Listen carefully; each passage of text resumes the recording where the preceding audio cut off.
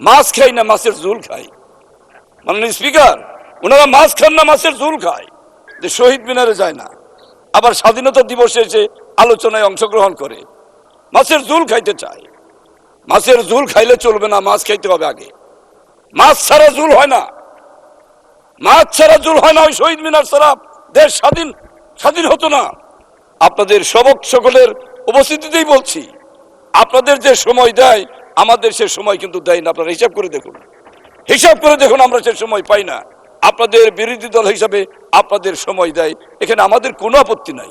মাননীয় স্পিকার, উনি যেটা মনে করবেন সেটা করবেন, সেটাকে আমরা সাধুবাদ জানাবো।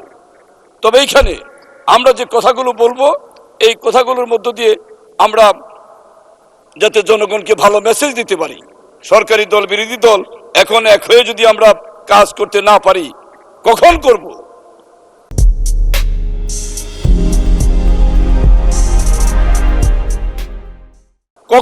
আপনাদের মধ্যে আরেকটি জিনিস আমি লক্ষ্য করি, যেটা আপনারা অনেক জায়গায় আমাদের এলাকায়ও দেখি, যে শহীদ মিনারে যায় না, আবার স্বাধীনতা দিবসে এসে আলোচনায় অংশগ্রহণ করে, মাছ খাই না মাছের ঝোল খাই। মাননীয় স্পিকার, ওনারা মাছ খান না মাছের ঝোল খায়, মাছের ঝোল খাইতে চায়। মাছের ঝোল খাইলে চলবে না, মাছ খাইতে হবে আগে। মাছ ছাড়া ঝোল হয় না, মাছ ছাড়া ঝোল হয় না। ওই শহীদ মিনার ছাড়া দেশ স্বাধীন হতো না। ওই শহীদ মিনারের মধ্যেই লুকিয়ে আছে 52 ভাষা আন্দোলনের শহীদদের স্মৃতি, 71-এর শহীদদের স্মৃতি ওই শহীদ মিনারে ঝুলে আছে। কাজেই আমরা এখানে সম্মান প্রদর্শন